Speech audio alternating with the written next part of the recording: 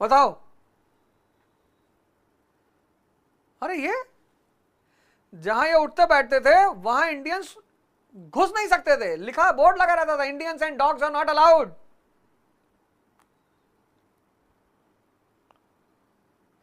इतनी इंफीरियरिटी इन्होंने इस देश के लोगों में पैदा कर दी।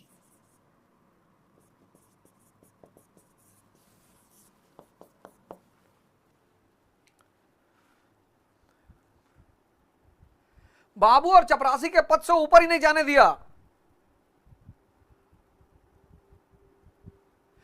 Total discrimination, total. कौन समझाए इस देश के लोगों को? अभी बोल दूंगा तो बुरा लग जाएगा। ब्राह्मण ऑर्गेनाइजेशन, क्षत्रिय ऑर्गेनाइजेशन, मुस्लिम ऑर्गेनाइजेशन, पर इस देश की दशा को देखकर दुख बहुत होता है। बता तो रहे हैं कि जो जुआ खेलने के लिए प्रोत्साहन कर रहे हैं, शराब पीने के लिए प्रोत्साहन कर रहे हैं, गाली दे रहे हैं, गाली दे रहे हैं, लिटरली वीडियो में गाली दे रहे हैं, गाली सिखा रहे हैं आपके बच्चों को, वो सम्मान पा रहे हैं। कह रहे सेलिब्रिटी है ये। कौन है भाई? इन्फ्लुएंसर है, फॉरेनर्स। उनका कॉन्सेप्ट क्लियर था, वापस जाना है। ना यहां का मौसम अच्छा लगता था उन्हें, ना यहां के आदमी अच्छे लगते थे उन्हें। उन्हें रुकना ही नहीं था, सिर्फ लूटना था। तो दोनों पार्टी के बीच खाई हमेशा बनी रही। दोनों पार्टी के बीच खाई, गॉर्ज, खाई बरकरार रही। कभी वो सौहार्द, प्रेम, भाईचारा मतलब ही नहीं था। तीसरा reason,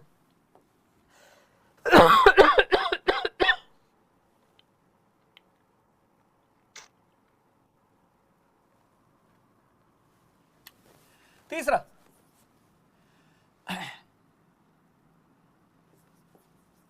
shattering of the notion of British invincibility.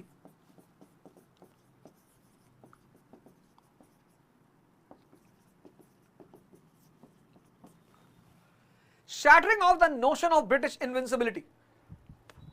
British अपराजय हैं, इसका भ्रम टूटा। कैसे टूटा? अपराजय, इनविंसिबल। ब्रितानियों की अपराजयता का भ्रम टूटा।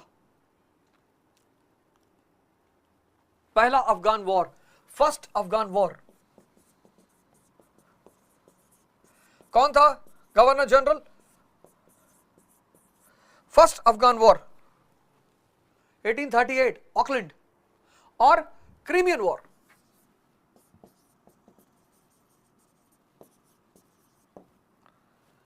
1854।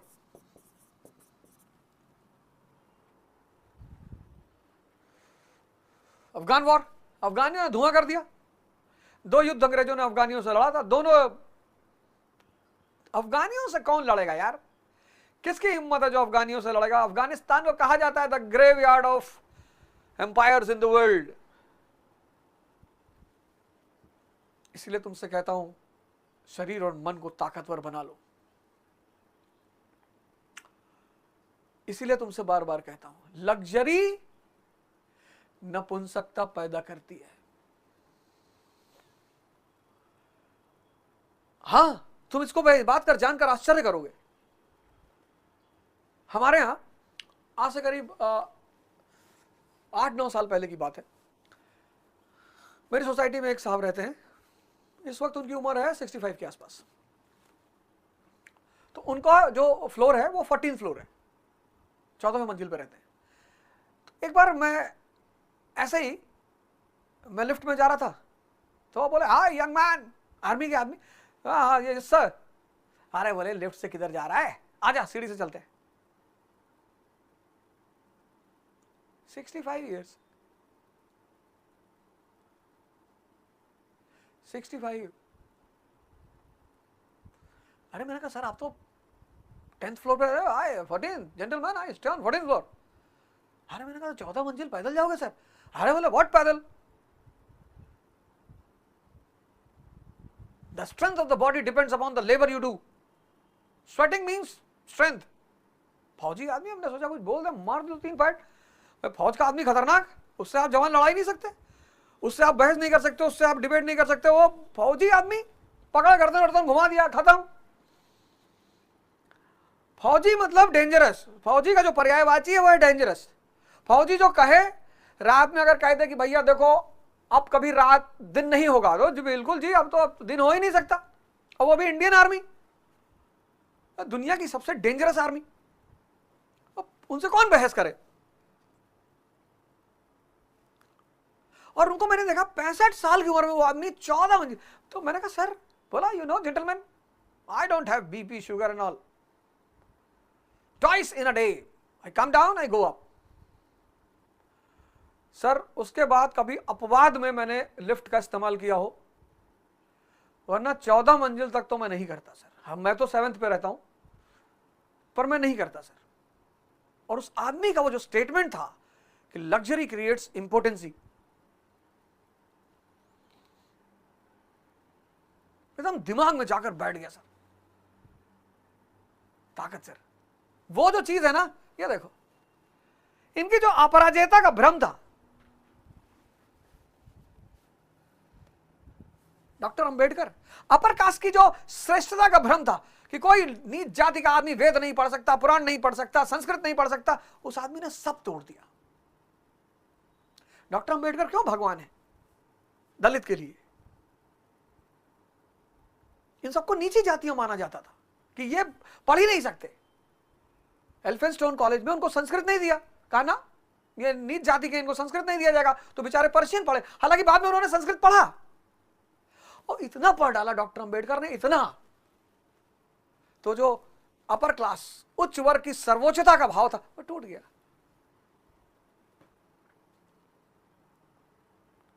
टूट गया। ये क्या भाई, इनको तो एशिया की एक छोटी सी मरी हुई कंट्री ने हरा दिया।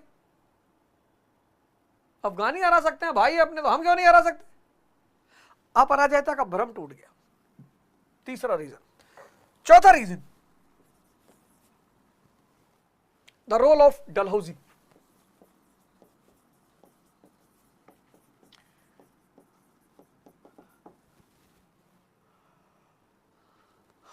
सुबह वाली क्लास में, मेडिटेशन वाली क्लास में सब आते हो ना? सुबह आया करो सब। योग निद्रा चल रही है आजकल, और योग निद्रा 3 महीना मेरे साथ लगातार कर लोगे भाई साहब, जीवन बदल जाएगा। और गाली हमको चाहे जितना दो, वो तो अलग बात है। जैसे बच्चे जो होते हैं वो 15 से 20 साल में माँ बाप को बहुत कोसते हैं, फिर 30-35 में जाके कहते हैं यार पापा ऐसे कहते थे, यार मम्मी ऐसे कहती थी, यार ये कर लेते तो ऐसा हो जाता। तो आज भले तुम हमें गाली दे लोगे, लेकिन एक समय आएगा जब तुम कहोगे कि नहीं यार मास्टरवा ऐसे ऐसे बोलता था।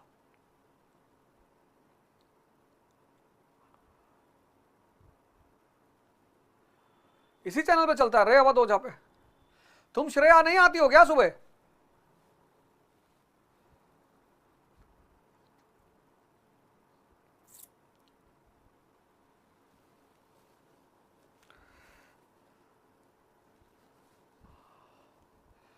उपेंद्र सिंह, जय हिंद।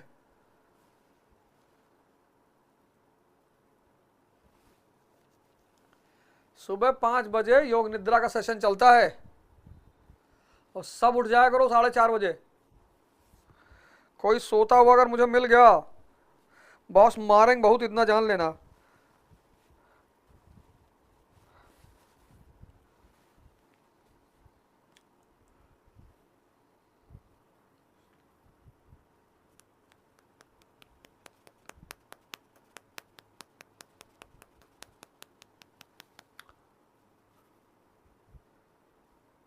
आज की योग निद्रा में निद्रा ही आ गई।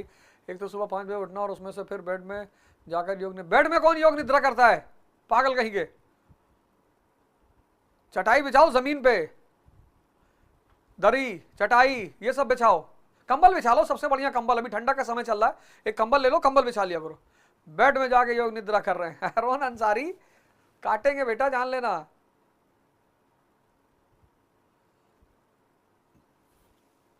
हाँ, वो 2-4 दिन नींद आएगी, कोई दिक्कत की बात नहीं है, 2-4 दिन तो आएगी, वो कोई इश्यू नहीं है, वो कोई मुद्दा नहीं है। पर तुम देखना 1 महीने बाद, 1 महीने बाद तो तुम्हारा खेल ही बदल जाएगा।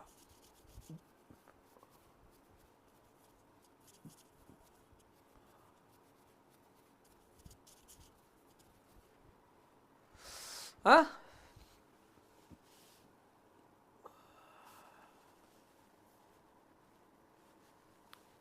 None. The role of Dalhousie. Annexation of Awadh. Awadh का अधिग्रहण।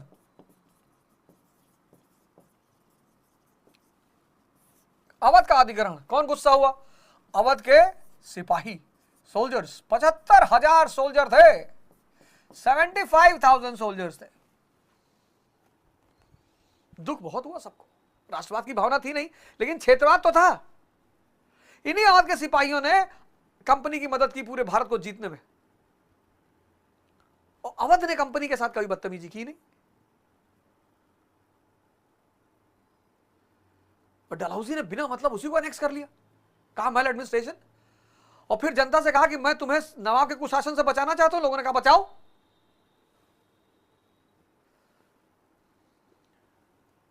डलहौजी ने कहा बहुत हुई कुशासन की मार, अब की बार सुशासन सरकार। अरे लोगों ने कहा यार ये तो बड़ी अच्छी बात है, अब की बार सुशासन सरकार, चलो चलाओ सुशासन सरकार। इन्हीं का लैंड रेवेन्यू बढ़ा दिया। डलहौजी ने कहा अब की बार बहुत हुई कुशासन की मार, अब की बार सुशासन सरकार। तो लोगों ने कहा यार ये तो बहुत सही बात है। पता लगा लोगों का ही लैंड रेवेन्यू बढ़ गया, भूमि कर बढ़ गया, इंक्रीज इन लैंड रेवेन्यू।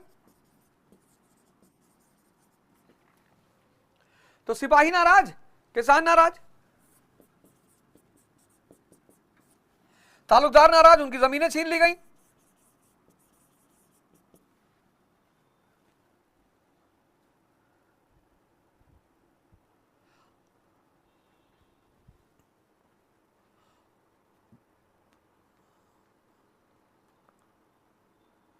है? किसानों को भाई अवध पे कब्जा कर लिया, अनएम्प्लॉयमेंट बढ़ गया। कैसे? सेना को भंग कर दिया गया, सेना भंग हो गई, सेना भंग, डिसबैंडेड द आर्मी, अनएम्प्लॉयमेंट बढ़ गया।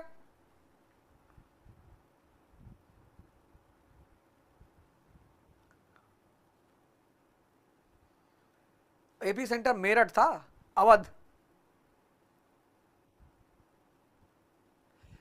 अवध का क्षेत्र, हालांकि वो पूरा अयोध्या, फैजाबाद, लखनऊ ये सब क्षेत्र आता है अवध का, अवध। फिर डॉक्ट्रिन ऑफ लैप्स, व्यपगत का सिद्धांत। जो भी अंग्रेजों का साथ थे, डॉक्ट्रिन ऑफ लैप्स, जो भी अंग्रेजों के सहयोगी थे उनका राज्य छीन लिया। जो भी इनके सहयोगी थे, policy of subordination come annexation, policy of subordination come annexation.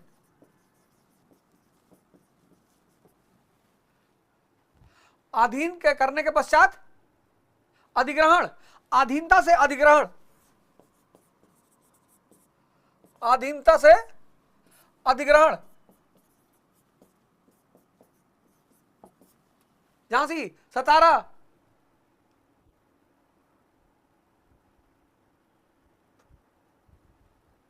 आप किसी को दुश्मनी करके खंजर मारते हो तो उतनी बुरी बात नहीं है, लेकिन दोस्ती करके मारते हो,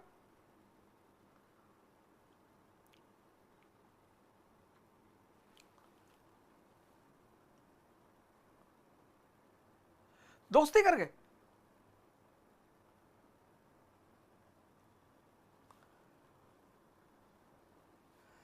फिर लोगों को लगा कि ये तो बहुत गंदे लोग हैं यार, ये तो बहुत है, बहुत नीच टाइप के लोग हैं, ये तो दोस्ती करके हलाल करते हैं।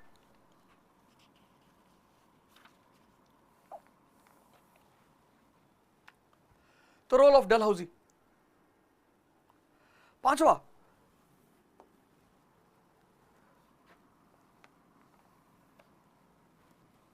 Fifth reason, threat to religions, धर्म को खतरा। और धर्म बहुत बड़ी चीज है इस दुनिया में।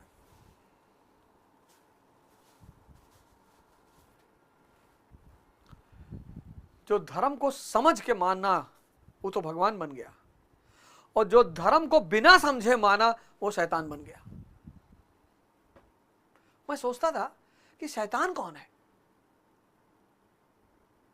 जो धर्म को नहीं समझ के धर्म का पालन करता है वो शैतान है। यही शैतान की परिभाषा है। जो धर्म को ना समझते हुए उसे मानता है वो शैतान है, क्योंकि धर्म बहुत बड़ी चीज है। और जो धर्म को समझ गया और उसे मानता है वो भगवान है। सोचते थे शैतान कहां से आया यार?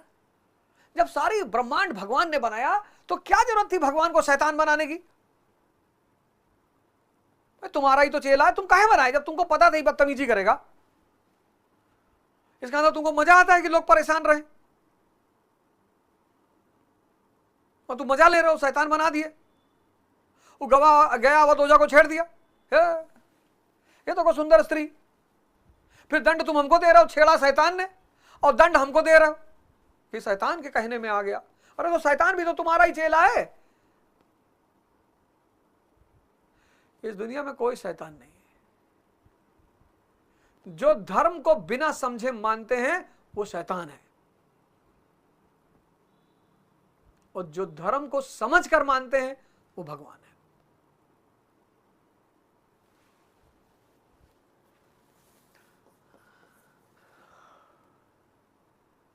अब अंग्रेजों ने क्या किया? मिशनरीज को सपोर्ट किया। खुलेआम मिशनरीज घूमती थी in the name of the father and the son, और राज्य का अगर सपोर्ट मिल जाए कहने की कोई जरूरत ही नहीं। आज देख लो, राज्य का सपोर्ट अगर किसी को मिल जाए,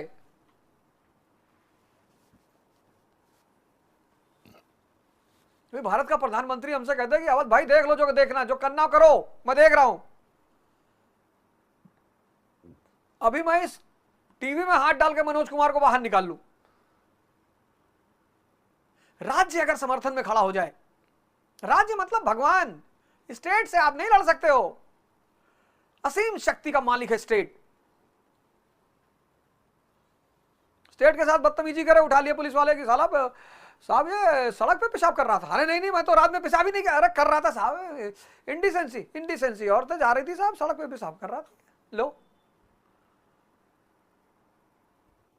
तुमने कहा साहब हम तो रात में निकले थे। हाँ भाई, तुमने देखा था? जी साहब देखा था सर, रात में 2 बार आया था साहब। अच्छा 2 बार आया था? लो, स्टेट इतनी ताकतवर चीज है।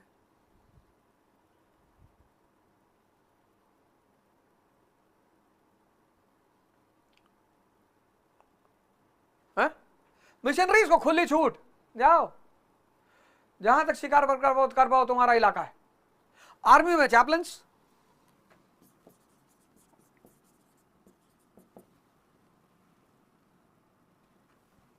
लॉ ऑफ 1850 कि अगर कोई कन्वर्ट होता है तो पैतृक संपत्ति में उसका अधिकार बना रहेगा। गवर्नमेंट इनैक्टमेंट 1850 का एक अधिनियम आया कि कन्वर्जन किए तो तुम्हारा पैतृक संपत्ति में तुम्हारा अधिकार बना रहेगा।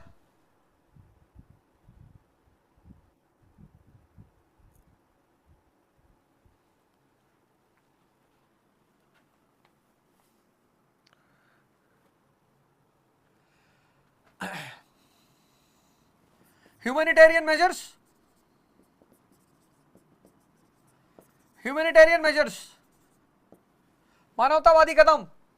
Example, abolition of sati system का अंत किया अंग्रेजों ने। अब काम तो अच्छा था, लेकिन किया किसके? अंग्रेजों ने। अब अगर असदुद्दीन ओवैसी साहब भारत के प्रधानमंत्री अगर होते और असदुद्दीन ओवैसी साहब अगर ट्रिपल तलाक को खत्म करते तो किसी मुसलमान को कोई दुख नहीं होता।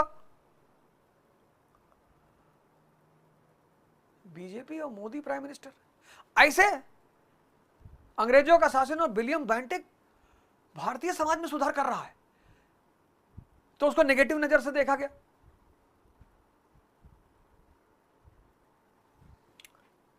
तो पहला रीजन इकोनॉमिक एक्सप्लॉयटेशन, आर्थिक शोषण। दूसरा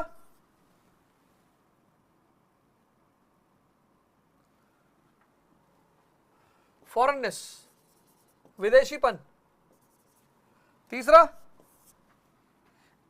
इनविंसिबिलिटी, अपराजयता। चौथा रोल ऑफ डलहौजी। पांचवा धर्म पर हमला।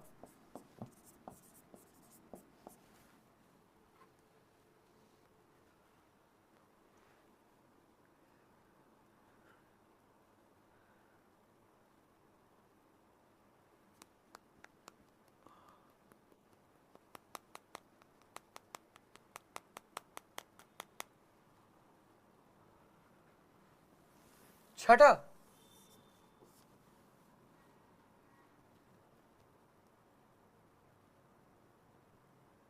इमीडिएट कॉज, तत्कालिक कारण, ग्रीस्ड कार्टेजेस।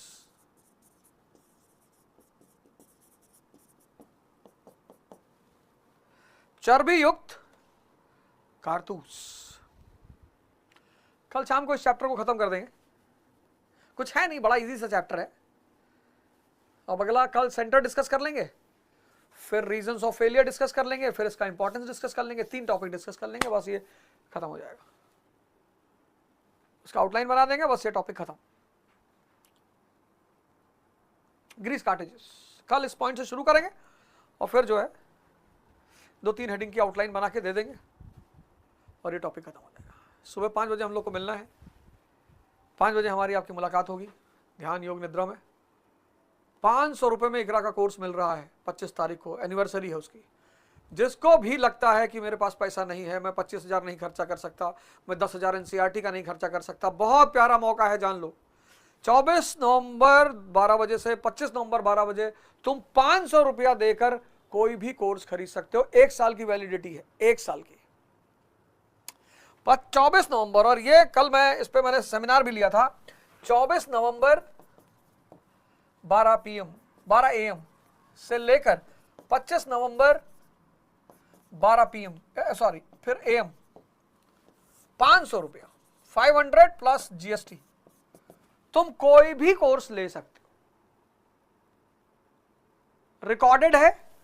अरे घर ले लोगे क्या यार किसी का, लाइव लोगे 500 रुपए में, रिकॉर्डेड है और 1 साल की वैलिडिटी है, 1 ईयर, 1 ईयर वैलिडिटी है। इससे बढ़िया मौका फिर दोबारा जीवन में नहीं मिलेगा। इकरा IAS, इकरा के ऐप पे चले जाओ, 500 रुपए में। मूवी पे कल डिस्कशन करें, कल मुझे याद दिलाना, तिकड़म पे डिस्कशन करना है और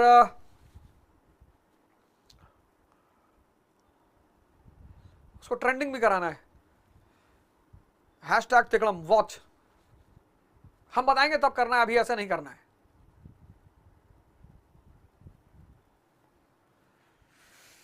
तो जिनको भी लगता है कि साहब 500 रुपया यार, GS का कोर्स ले लो, NCERT ले लो, टेस्ट सीरीज ले लो, रिकॉर्डेड है, 1 ईयर की वैलिडिटी है।